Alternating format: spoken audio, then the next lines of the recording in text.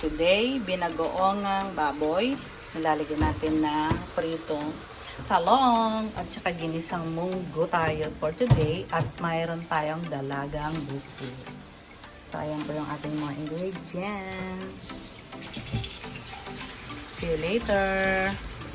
Good morning! Hello! Ito na naman si Mamita G. Kumusta sa po ang ating mga araw?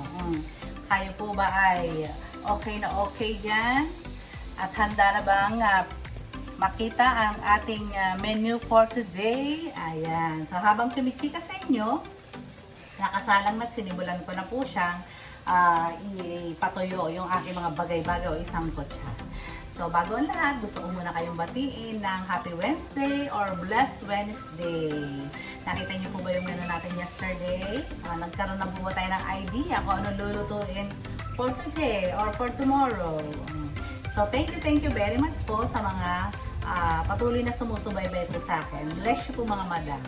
Again po, andito na naman ako para i-share sa inyo ang ating munting mga menu. Okay? Ngayon po, ang menu natin ay tatlo lamang. Okay? Lagi namang tatlo o dalawa dito ba?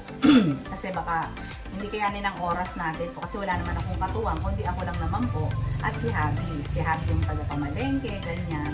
And then, saka pagdating, saka pa lang tayo mag-prepare. At saka pag wala siya, ako yung, meron din po kasi tayong breakfast na tinda. So, pag wala siya, habang namamalengke, ako po nagluluto ng breakfast. Ganun po ang aming daily routine. Okay? So, ayun, nakita niyo po ba yung dinner namin kagabi? Dahil naubusan na naman po ng ulam. Awa po ng Diyos, everyday po ay nauubos ang ating ulam. Kaya ang ending, namumroblema sa dinner. O, diba po? So, ayun, again, ito, habang ako'y chumichika, nagpiprito po ako ng talong. Alam nyo kung para sa anong talong, hulaan nyo mga madam. Okay? Ang ating pong talong, na din-drench ko po siya sa cornstarch, ay para po sa binagoongang baboy. And then, yung baboy naman po, ay bis po dun sa konting asin lang, tinugasan ko, and then, slice ko syempre, ayun po, pinatuyo ko siya doon, pinagmantika ko sa sarili niya. Hindi ko pa po siya ginigisa. So again, asin lang, yung baboy, hinugasan, nilagay doon, at pinirito ko po niya siya sa sarili niyang mantika. Okay, walang gisang nagaganap po, ha? So, doon na siya maluluto, lalambot na siya doon, at mapapray na rin po siya doon. Mamaya makikita niyo po yan. And then, habang nakasalang siya, ang terno niya na talong, piniprito ko na rin po. Din-drench ko po siya, or sinamahan ko siya, pinos ko siya sa cornstarch, para hindi siya malakas. Para buong-buo natin siyang makukuha at hindi masyadong magsipsip ng oil. Ayan, piniprito ko po siyang ganyan. Ito na yung last portion ng ating pritong talong. Okay. Ito na yung last portion. So, ang terno pa po ng ating, ang menu pa po natin bukod sa binagoongang baboy ay meron din po tayong nabiling fresh na dalagang buko. Maliliit lang po siya, pero fresh po siya. Fresh na fresh. And then, kahit hindi Friday, gusto kong mag-isa ng munggo. Kasi iteterno ko nga po yung ating dalagang booking. Okay? So, kayo po ba, pagka nagmumunggo, which is nakapagluto na ako ito, nakita nyo naman, may pinapa akong nilalagay. Bukod sa giniling, may pinapa. At siyempre, hindi mawawala ang paborito kong dahon ng malunggay at dahon ng ampalaya. So, yun na po. Bago ko start to, ay babalikan ko po kayo. Tapusin ko lang pong pinay-prito. Okay? See you later! And back po. So, magigisa na tayo ng munggo at magpa-fried na rin tayo ng fish para sabay na siyang maluto. Diba? So, ito yung pinagprito ang panginan ng talong. So, salain ko lang. Gagamitin ko sa ating fish. Para sa ating fish duck. So, ayan yung para sa fish. Ito. Para hindi sayang ang ating oil. Dagdagan ko na lang yan ang oil. Tapos, yung giniling ko ay pinakulang ko na sa tubig. Na-dry na siya. Ayan, lalagyan ko ng bawang. Lalagyan ng bawang. Yung binagoongan ko, hindi ko pa ginigisa, ha? Ihuli ko na siya kasi napatuyo ko naman na yung ating baboy. Mamaya, igigisa ko na lang siya sa kamatis, sibuyas, and isda. Ganun lang yung kadali. Ito na yung bawang. Ang mahiwagang bawang. Ang aking giniling ay lutong-luto na yung giniling ko. Golden brown na po siya. So, yung bawang na lang ang lulutuin natin. Kailangan umaamoy bago ilagay ang mga bagay-bagay. Lagi po yan ang sinasabi ko. Para po malasa yung ating ulam. Malasa.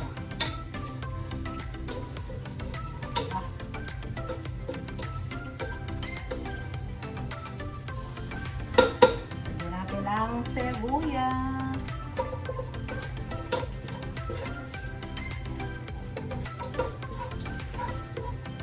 Lagyan natin. Mamaya lang ito marami sa bawang. Siyempre, lalagyan natin ng konting bagoong. Yan. Yan, konting bagoong. Kasi itong natira kong alamang, hinugasan ko rin po, ilalagay ko sa binagoong. Kasi pag hindi lasang bagoong, baka hindi binagoong. Pero hinugasan ko po yan para hindi siya maalat. Para hindi kayo mag-alala. Ganyan po ginagawa ko, inuugasan ko yung alamang. Saka si ba, nilalangaw, yan natira lang dito ba naman. So, alamang is done. Ilagay naman natin ang pinapa. Pinapa is right. Masarap ang pinapa, diba? Ganyan din po ba kayo magmunggo? At mainit na po yung ating pamprito. Magpiprito na tayo. Again, ang ginagawa ko sa prito para manatili siyang buo at saka fresh ay mayroong cornstarch or konting harina.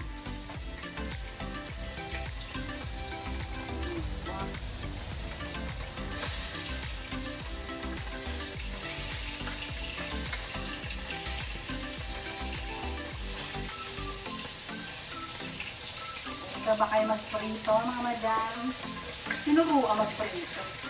Kasi yung iba, diba, pag nagpiprito, saka wag dikit-dikit para hindi yung moist ng karne, ng juicy pa rin yung loob, hindi siya dry, diba? So, ayan, ang pinapa. Pinapa. Kailangan lutuin maigi ang pinapa para malasa dito. And then, last but not least, kasi diba, ang munggo ko nalaga na. So, ito na lang talaga yung dapat lutuin mabuti. Hindi ko na. Siyempre, lagyan natin siya ng konting patis. Kasi magsasabaw naman tayo. Huwag mag-alala. Dahil magsasabaw. Kaya konti lang yung alamang na nilagay ko. So, okay lang na more patis. Okay?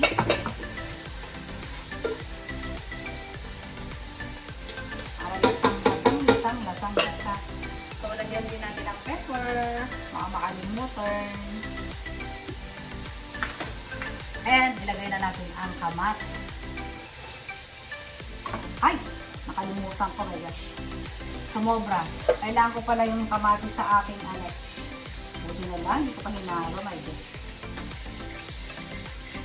Kailangan ko pala, sabagay, wag lang siyang makuha yung pinapa. Ay, nako dahil, bakit ko ba inilagay dito? O, diba, palpakenish ang tindera nyo. Nakalimutan ng binagoongan, diba? Naparami aasim ang ating pamunggo pagkaganyan. Uhugasan ko na lang to para mawala yung lasang pinapa. Kasi hindi siya tama. Buti na sa ibabaw lang, mga madam. My gosh. Diba, wag gayahin ang kusinero. Kailangan ko ng maraming kamatis. Ayan. So, hugasan ko na lang to. Diba? Kasi aasim naman yung munggo, diba? Hugasan ko na lang po. Diba? May husay pa. So, takpan natin yan hanggang sa maluto yung kamatis. Habang piniprito ko yon, and then huhugasan ko muna yung aking kamatis. So, babalikan ko kayo. And back. So, ayan. luto na po yung ginisa nating kamatis, sibuyas, and others. There. Lagyan na natin ang ating mayuwagang munggo. Dami po niyan. 1 kilo, 1 kilo po ito, 1 kilo. Isa. Ito yung ano, pagka bibili kayo, sabihin nyo malabo, munggong malabo. So, syempre, tutubigan natin ito. Dahil tubig ang natin.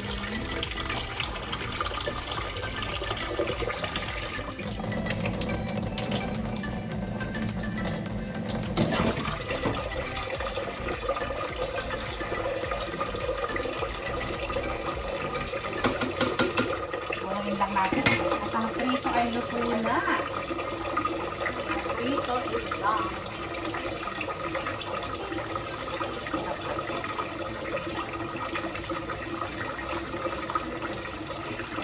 Konti pa yun.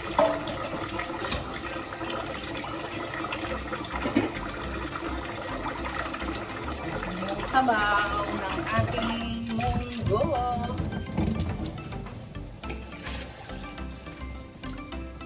Sarap. Ang daming sabaw. Kapag kulo lang ito mga madam, ay ilalagay ko na yung dahon ng ating malunggay at saka dahon ng ampalaya. Diba? Pang barangay mga madam, pang barangay. Kapag kulo natin malalaman ng ano lasa niya pag kulo. Pero I think matabangers pa yan. Natin ng pang-enhance yung asin. Alam niyo yung asin, nagkakatulong para ma-enhance yung lasa. Okay. Ay, lalagyan ko to ng 2 pirasong sili para mas masarap. Maghihiwa muna tayo. So, prito is done. Done.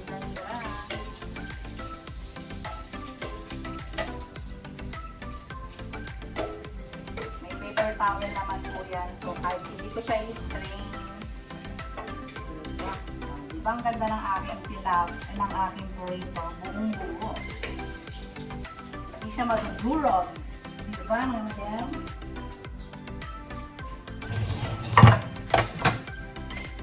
Next tayo.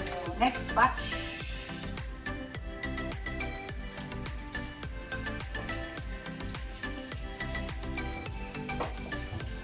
Yun ang paborito ang dalagang bukid na kagaya ko. Ako, yung panganay kong babae, lalo paborito niya to pag nakita na naman ito. Magdalaway na naman yun. So, ayun. Pakuluin muna natin itong ating munggo. Babalikan ko kayo. Ayun na tayo. O, kumukulo na ang ating munggo. Ayan na siya. And then, ilalagay na natin ang final na sangkap. Bigyan ko po siya ng konting sili. Ito na siya. Ang ating sangkap mga madam. Malunggay and everything. At dahon ng malunggay, dahon ng ampalaya at sili. Napaka-healthy ng ating munggo. Nagpapasarap dito yung pinapay.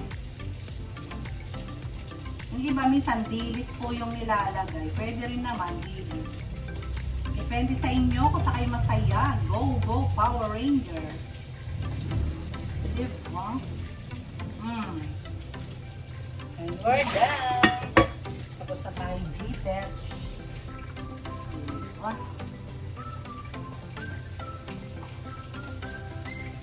Tanggulo na lang to at ito'y tapos na. Susunod na natin. Isang kulo lang at tapos na. Then magigisa tayo ng ating pangalan yan. Binagoongan. Balik na ulit kayo. Go is done. Ayan na siya. And then the dalagang bukid is done also. Sunod na natin ang ating binagoongan. And now, ito na yung ating binagoongan na baboy. So, unahin po muna natin ay bawang again. Siyempre. Ayan, ang bawang. Bawang unahin.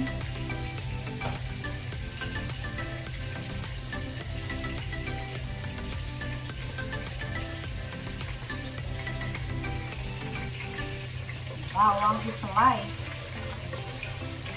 Magpiprito pa tayo, diba? Meron pang konting, may isa pang last batch ng prito. So, yung baboy, eto siya.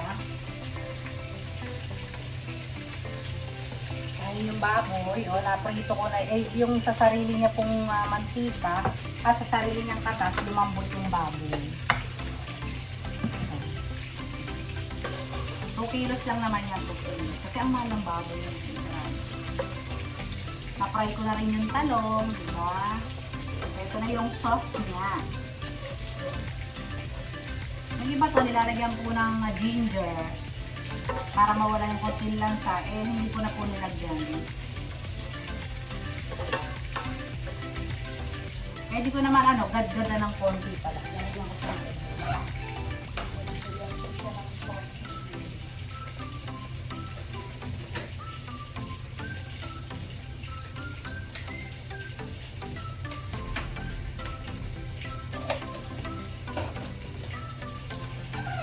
Pwede ko naman siya. Meron na akong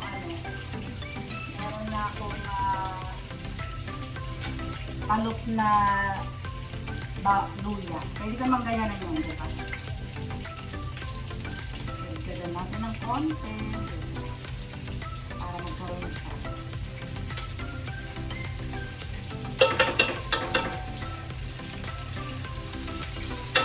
Tapos, sibuyas. Maraming sibuyas. Nag-brown na yung aking bawang. Baka yun. So, lagyan na rin ng kamatis na marami. Hinugasan ko na po yan. Kamatis na yan. Siya. Diba? Malapit na tayo sa katotohanan. Kailangan itong luto dyan. Siyempre, isasama na natin yung ating bagoong na hinugasan ko. Para maluto siya. Matabang na po yan. Wala nang alak. So, para na siya hindi binagoongan. Nagyan ko pa siya ng ginger, diba?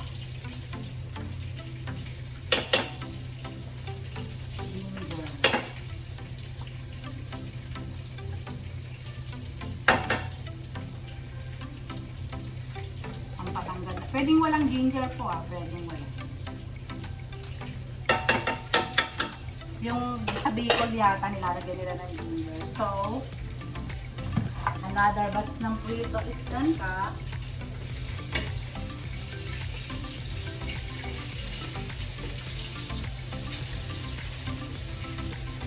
Isang baligtad ka.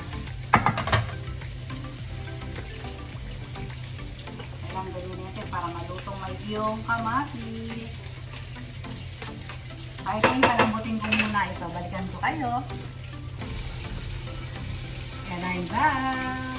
Yan na siya. Malambot na ang ating kamatis. Nag-isa na yung ating bagoong. Diba? Isang-bisa na yan. Isang-bisa na ang ating alamang. Bago ko yan tubigan, balik-sarin muna natin ang last batch na ito ng cake. Diba? Dali natin makalutong konti, guys. Ang dali lang magluto, diba? Pag talagang hobby mo yung pagluto, parang easy-easy lang talaga. Nalagyan ko ito ng konting patis para ma-enhance yung ma-enhance yung sabaw. Kasi tutubigan ko po sa mga para may konting sabaw yung baboy natin. Ayan na yung tubig. And lalagyan ko pa ng konting slurry para malapot. Kasi syempre kailangan ng sabaw ng ating mga suki. Pakuloyin lang natin. Tapos konting slurry. Okay? Balikan ko agad kayo. So, ayan, kumukulo na yung ating, nilagyan ko na ng konting tubig. Yung ating sauce. Then, alisin ko muna tong fish. Last na tong batch na ito. Diba? Ang fish ay done. Tapos na ang fish da. Okay na lang. Ating dalagang bukid. So, dito na tayo sa ating sauce ng ating baboy na pork. Yan na yung pork, lalagay na natin. Ayan na siya. Kulang natin siya dyan. Ayan siya. And syempre, lagay natin yung sili. Para mas masarap. Mamaya ko na ilalagay yung talong. Pag kulong-kulong-kulong na siya. Lalagyan ko yan ng konting celery. Lalagyan natin. Pagkulo natin siya lalagyan. Okay? So, malapit na tayong matapos. Okay, so, ang gagawin natin ay lalagyan natin itong talong na pinarito ko na po yan. Talong na, inano ko po siya. Itawag dyan, inano ko siya sa harina, tinos ko siya sa harina para po siya ay naging buo pa rin, hindi siya lalagto-lanto pa, hindi po ba. So ayun, pagkulo nito, ilalagay ko na siya and it's done. Okay? So ayun, hindi ko na ipapatapos sa inyo, pakita ko na lang sa inyo mamaya yung video ng naluto ko na siya. And I hope nagustuhan niyo po ang aking menu for today. Diba? Very simple lang naman po lahat yan at alam niyo na. Inuulit ko, alam ko namang alam niyo na to or meron kayong ibang way ng pagluluto. Ang sa akin lang po, kaya kung ginagawa to para hindi kayo mahirapang mag-isip ng menu sa susunod ng mga araw. Diba? Pag nasilip niyo si Mami Taji, makikita niyo na yung mga ulam na gusto niyo lutuin. Diba? Kasi araw-araw, 3 po tayo, 2 po tayo. So, hindi na kayo mahihirapang magluto. So, again, maraming salamat sa inyong pag-suporta, pagsubaybay at panonood sa aking mga video. So, again, mabuhay po tayong lahat. Stay healthy always and God bless us all. Bye-bye! My binagoong baboy is done. Ayan ang ating binagoongan.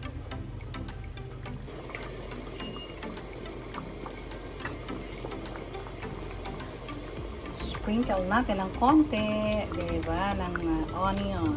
Yan na lang po ang natira. Pag-iisipan ko na lang kung ibebenta ko pa yan. Tsaka yan, wala na po yung munggo doon. O, diba? Isip-isip para hindi na magluto mamayang gabi. Siguro to mga 2 orders na lang yun. Yan, pag-isipan.